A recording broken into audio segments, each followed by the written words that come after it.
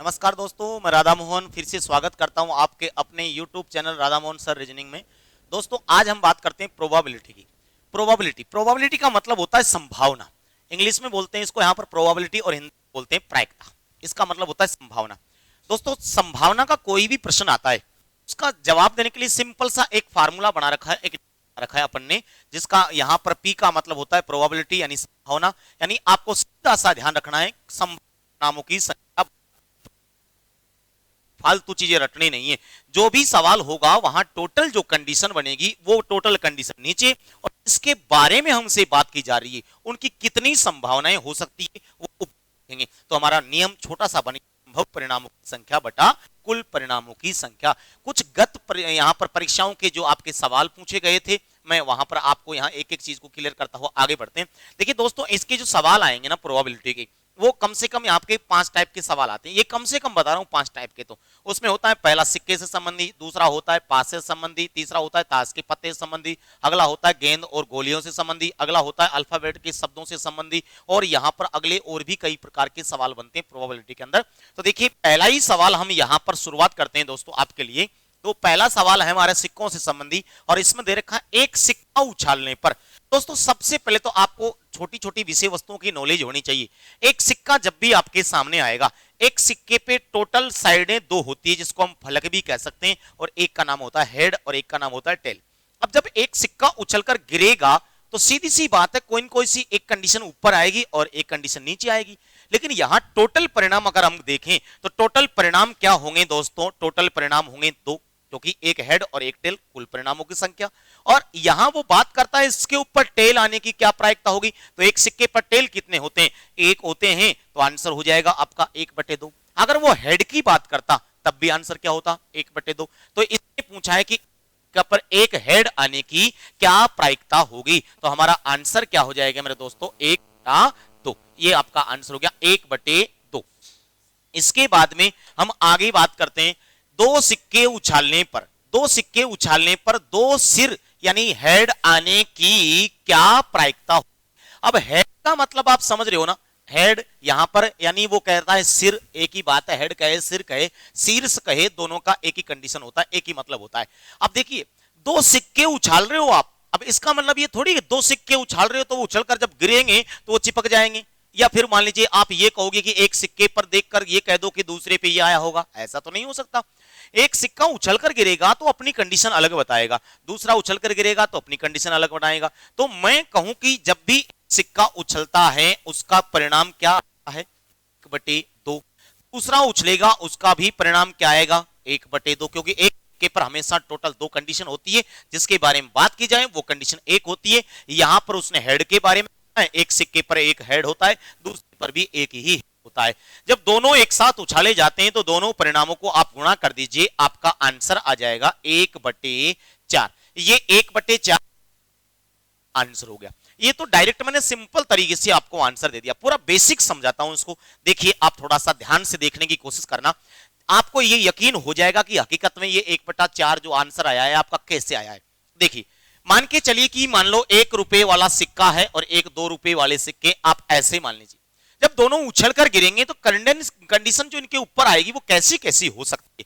जब दोनों सिक्के उछलकर गिरेंगे तो क्या आप ये कह सकते हो क्या इस पर टेल आ जाए और इस पर भी टेल आ जाए? क्या दोनों पर टेल आने की प्रायिकता यहां संभावना हो सकती है? बिल्कुल हो सकती है, दोनों पर टेल आ सकता, कोई भरोसा नहीं है। क्या मैं ये भी कह सकता हूं कि जब दोनों सिक्के उछलकर गिरते थे एक पर टेल लेकिन दूसरे पर हेड आ जाए, ऐसी कंडीशन बन सकती है? बिल्कुल बन सकती है, ऐसा भी हो सकता है। अरे भैया क्या मैं ये कह सकता हूं कि इस पर तो हेड आ जाए और इस पर टेल आ जाए, क्या ऐसी कंडीशन बन सकती है? बिल्कुल बन सकती है, ऐसी भी कंडीशन बन सकती है।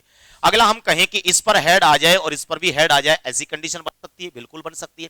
तो आप ये देख के चलिए कि जब 2 सिक्के उछले आपके तो यहां ऐसे यहां पर इनकी टोटल कंडीशन कितनी बन रही है? 4 प्रकार की कंडीशन बन रही है। अब इन चारों कंडीशनों के अंदर आप दोनों जो आपके सिक्के हैं इन दोनों में टेल आने की यहां पर संभावनाएं कितनी बड़ी, जिनमें दोनों में बराबर में टेल आना चाहिए। तो देखिए एक ही दोनों में बराबर में क्या आ रहा है? टेल आ रहा है। अगर आप यहां कंडीशन ऐसी है जिसमें दोनों में बराबर से हेड आ रहा है। तो आपसे सवाल ने यहां पर जो पूछा है उसमें सबसे मेन जो जानकारी है वो क्या है कि हेड आने की क्या प्रायिकता है। तो दो सिक्के हैं हमारे सामने, तो टोटल कंडीशन की अगर बात करें तो टोटल कंडीशन देखिए हमारे सामने कितनी हो रही है, 4। दोनों पे यहां पर बराबर में हेड आने की केवल एक कंडीशन बन रही है। तो आप आंसर क्या हो गया आपका 1/4 यानी संभव परिणामों की संख्या बटा कुल परिणामों की संख्या। ये दोस्तों आपका आंसर हो गया। थोड़ा सा और आगे अगले सवाल में हम देखते हैं दोस्तों, नेक्स्ट क्वेश्चन देखते हैं हमारा। और अगला प्रश्न देखिए हमारा, अगले प्रश्न के अंदर आप थोड़ा सा समझने की कोशिश करना। क्या कहा है इसने, जब दो मुद्राएं फेंकी जाती, अच्छा वो सिक्का कहे मुद्रा कहे किसी भी प्रकार से शब्द का यहां पर प्रयोग करे उससे कोई फर्क नहीं पड़ता। अब देखिए क्या कह रहा है यहां पर वो कि दो मुद्राएं फेंकी जाती हैं, कम से कम एक चित, अब चित को यहां पर इंग्लिश में बोलते हैं हम हेड आने की क्या संभावना होगी। बात वही है, अभी यहां पर सवाल हमने हल किया था, सेम वही काम होगा। जब यहां पर दो मुद्राएं फेंकी जाती है यानी दो सिक्के फेंके जाते हैं, एक का आंसर 1/2 होता है, अगले का आंसर भी 1/2 होगा। और दोनों पे यहां पर उसने अगर मान लीजिए डायरेक्ट पूछा होता कि हेड आने की क्या प्रायिकता है तो आपका आंसर होता 1/4।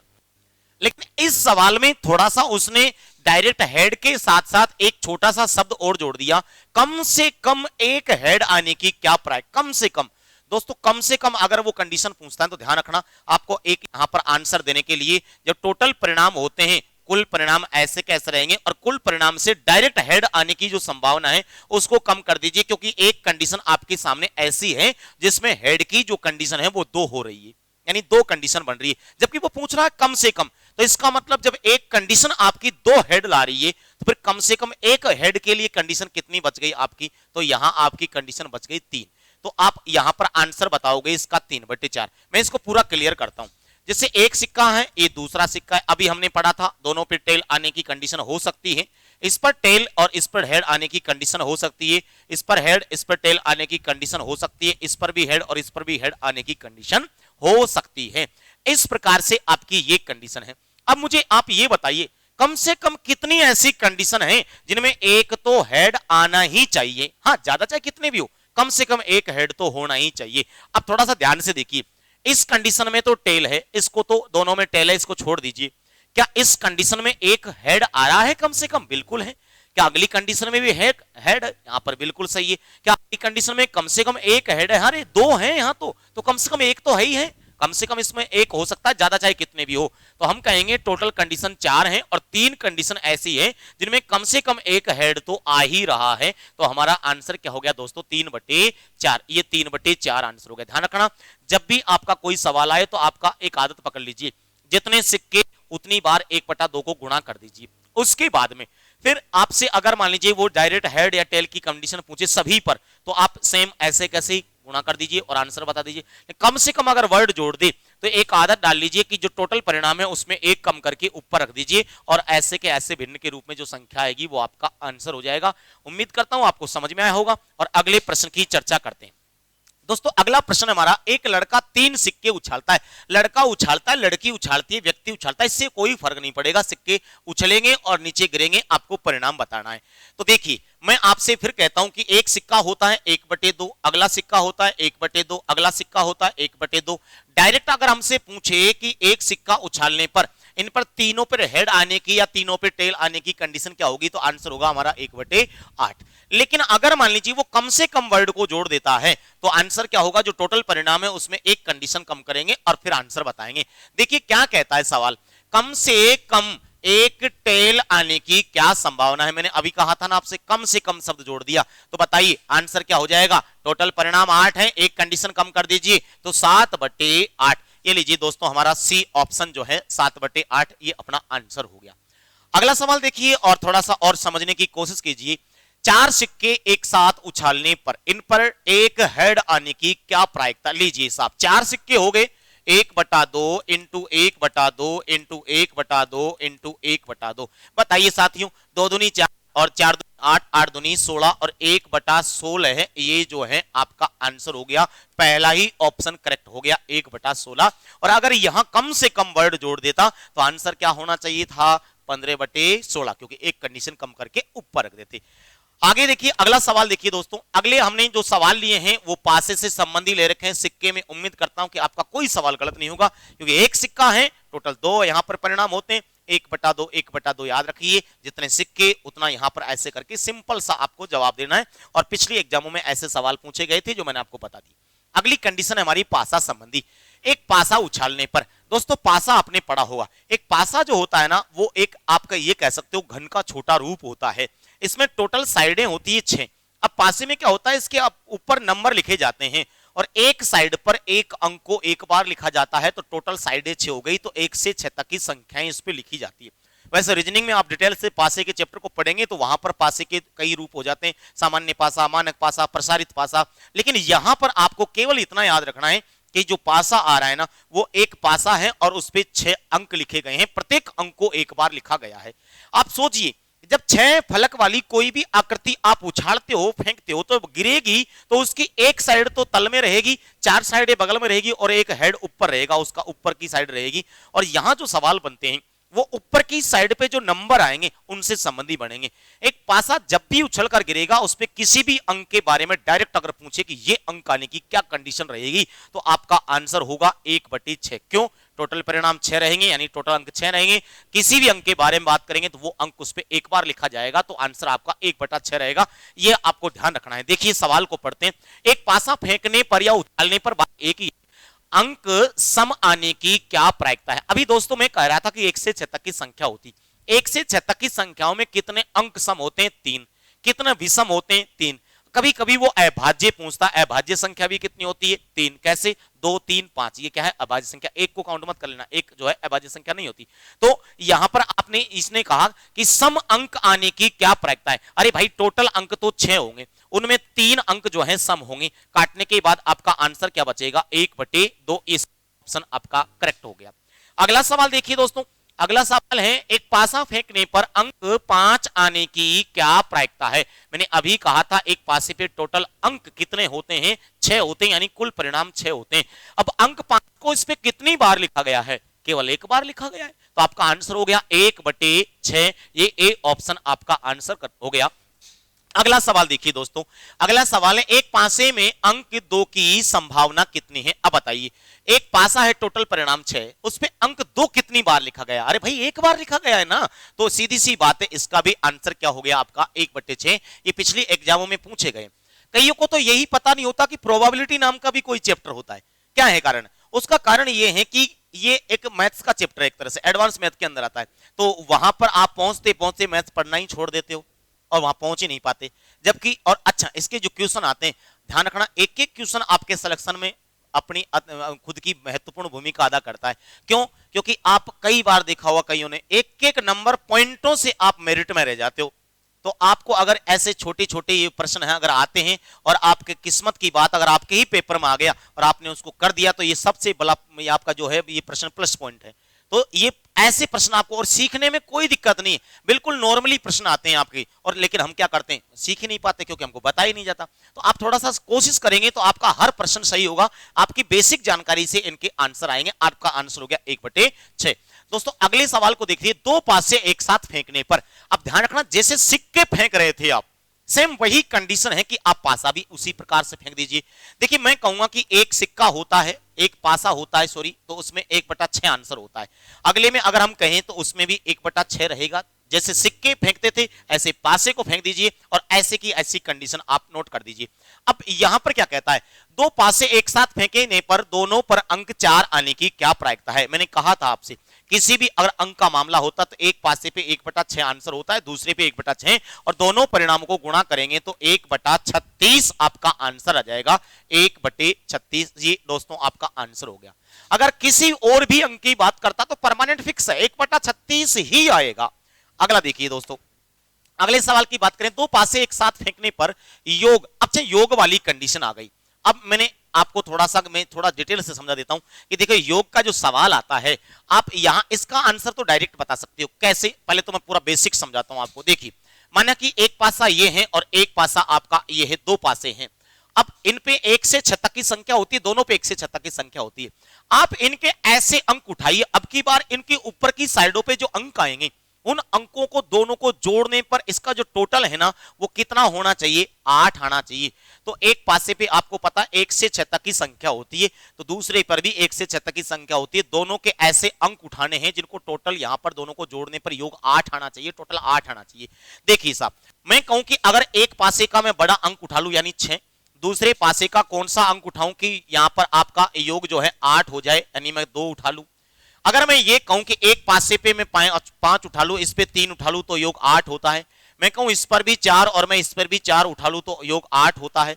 मैं कहूं इस पर 3 और इस पर 5 उठा लूं तो भी योग 8 होता है। मैं इस पर 2 और इस पर 6 उठा लूं तो भी योग 8 होता है।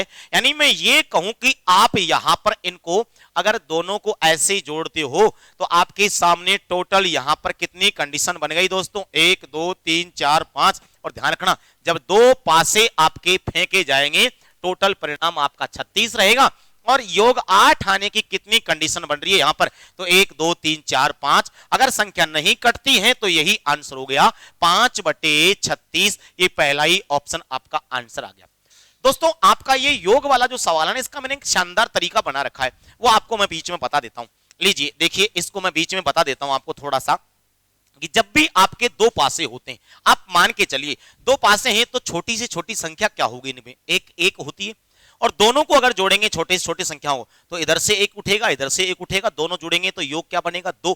यानी आप ये देखिए कि दो पासों का अगर जब सवाल आएगा योग का तो छोटे से छोटा योग आपका 2 तो बनेगा ही बनेगा, 2 से छोटी संख्या नहीं बन सकती, क्योंकि इधर का एक दोनों मिल गए तो कितना बन गया, 2।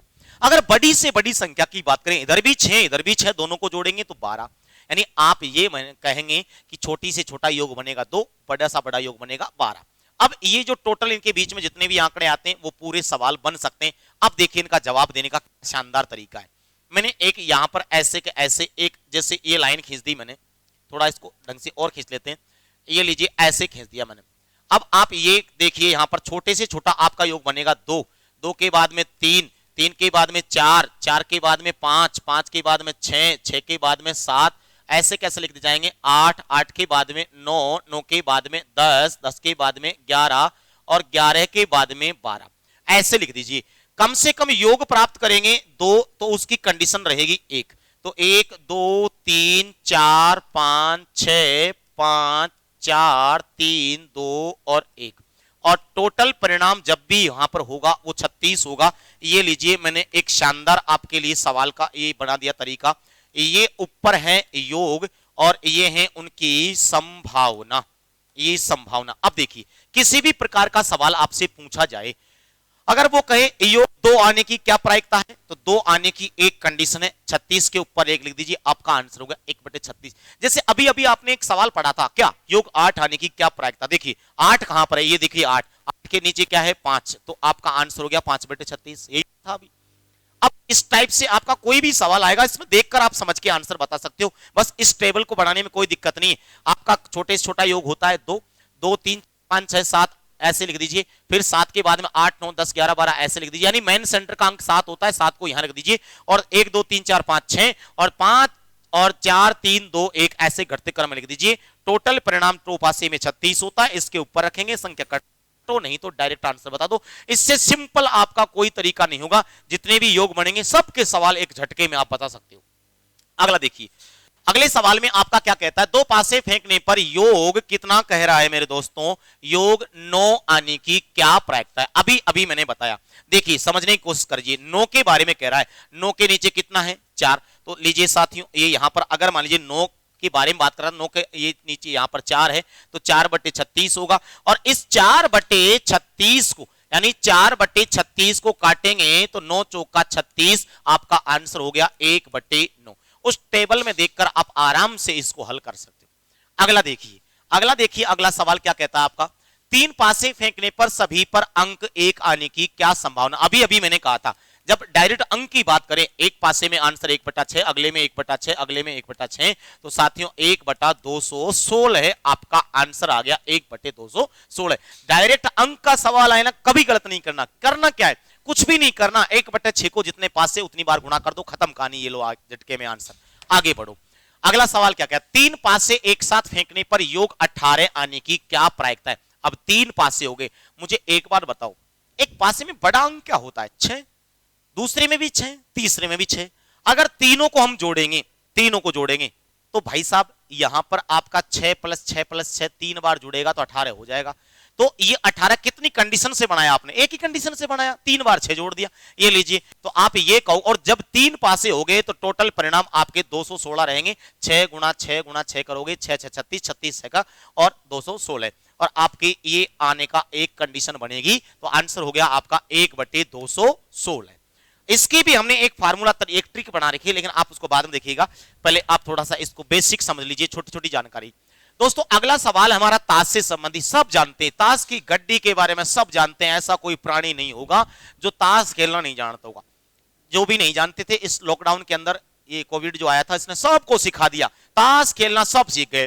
ताश की टोटल पत्तियां 52 होती है, जोकर भी होते हैं उनकी सेफ्टी के लिए, ऊपर नीचे सिक्योरिटी गार्ड मान लीजिए उनको। अच्छा, अब टोटल पत्तियां 52 होती है, 52 पत्तियां होती है, उनमें 4 टाइप की पत्तियां होती है। पान की पत्ती होती है, चड़ी की होती है, उकम की होती है और ईंट की होती है। अब रंग की बात करें तो 2 रंग की होती है, 26 पत्तियां लाल रंग की होती है, 26 काले रंग की होती है। किसी भी एक पत्ती की पर्सनली बात करेंगे तो वो 4 होती है। कैसे? इक्के 4 होते हैं, बादशाह 4 होते हैं, बेगम 4 होती है, किसी भी पत्ती की बात करो 4-4 होती है। लेकिन रंग के हिसाब से वो पत्तियां 2 होती है, जैसे लाल रंग के इक्के 2 होते हैं, काले रंग के इक्के 2 होते हैं।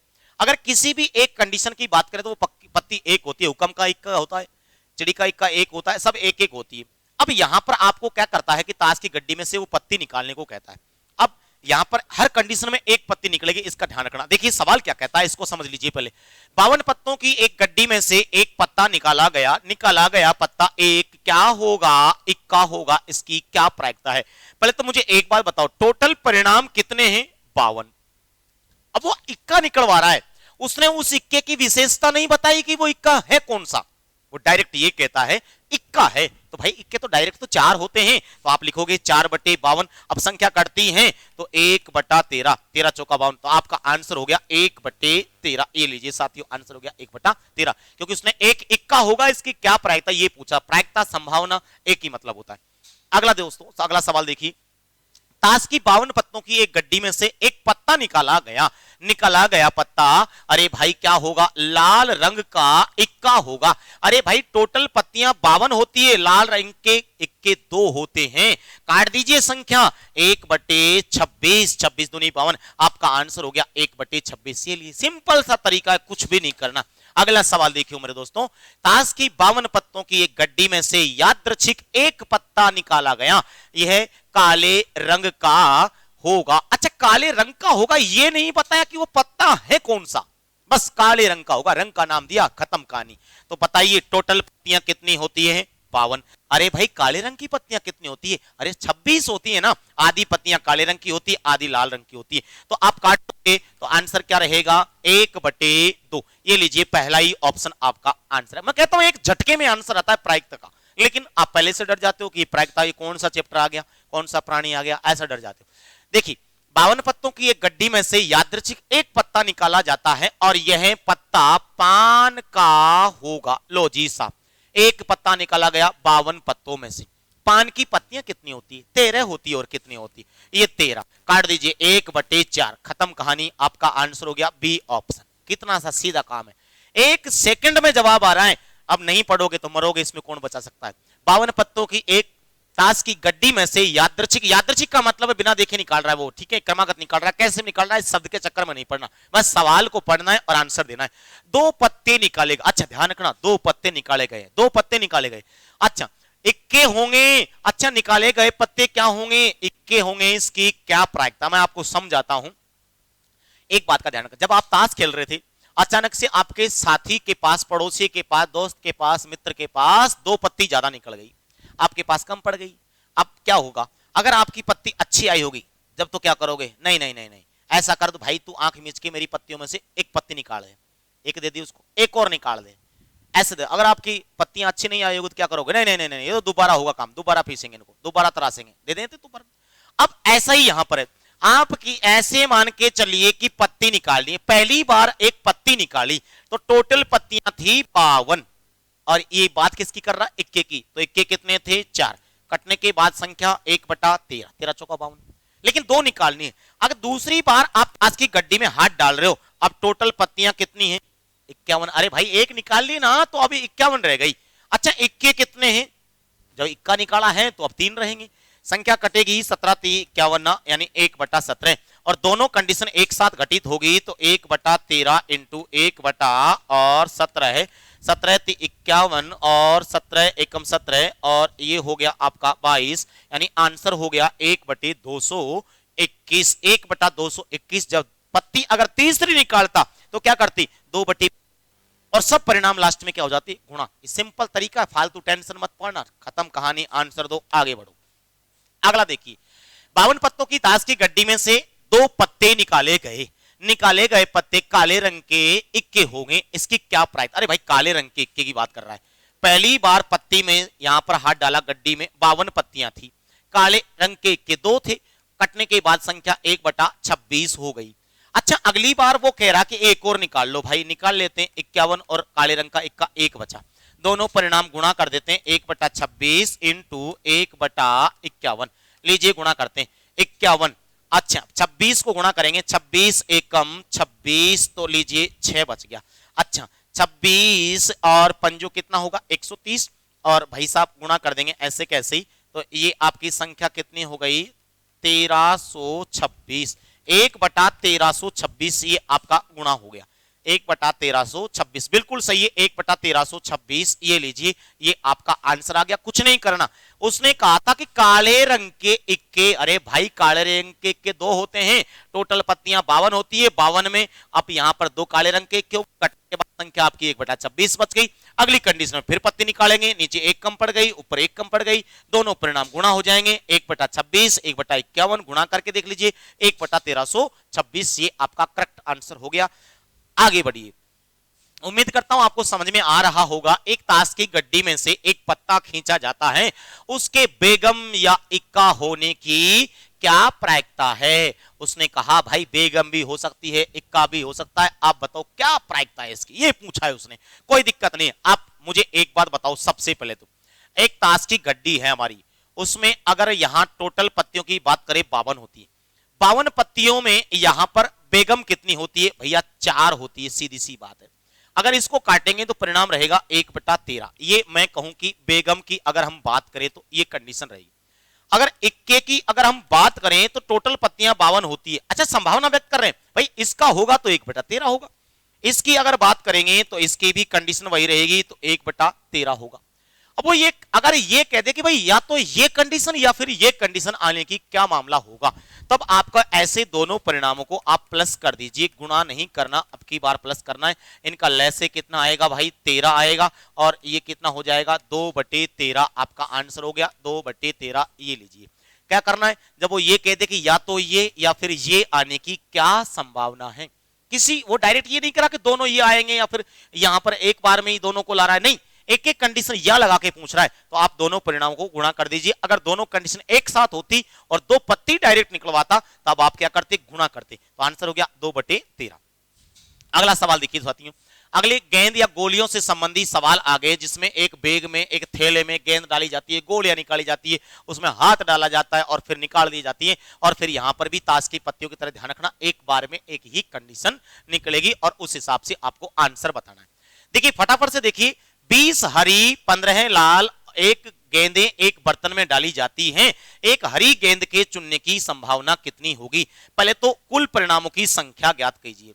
तो कुल परिणाम मेरे दोस्तों यहां पर अगर देखें तो टोटल हरी तो 20 हैं, अरे भैया लाल कितनी है 15 है, तो कुल परिणाम हो गया 35। अब जिसकी बात करेगा उसकी देखिए क्या कहा है, हरी गेंद को चुनने की संभावना कितनी है और कितनी निकाल रहा है 1, तो लीजिए साहब आंसर बताएंगे, हरी की कितनी हो रही है 20 और कुल परिणाम कितने हो रहे हैं 35, तो 20/35 5 से कट गया, 5 से कट गया, 5 चौका 20 और 5 7 35, साथियों आंसर हो गया 4/7, 4/7, 4/7 सी ऑप्शन करेक्ट हो गया, ये लीजिए धन्यवाद। अगला सवाल देखिए, अगला सवाल है, यदि एक बॉक्स में 3 सफेद, अच्छा कुल परिणाम निकाल लिया करो जब भी ऐसा मामला हो, तो कुल परिणाम यानी कुल संख्या टोटल मेरे दोस्तों 3 सफेद हैं, 4 लाल है और 5 नीले रंग की गेंद हैं, 3 और 4 7 और 5 12 टोटल परिणाम हो गया। किसकी बात कर रहा है, वो ये कह रहा है एक सफेद या नीले रंग की होगी, इसकी क्या प्रायिकता। अभी मैंने कहा था ए या आ गया पहले की तरह। अब पहले तो आप ये ज्ञात कीजिए कि भैया सफेद की बात कर रहे हैं, एक सफेद की बात कर रहे हैं, टोटल परिणाम 12। अच्छा सफेद रंग की कितनी आपकी 3, तो ये लीजिए कटेगी संख्या 1/4।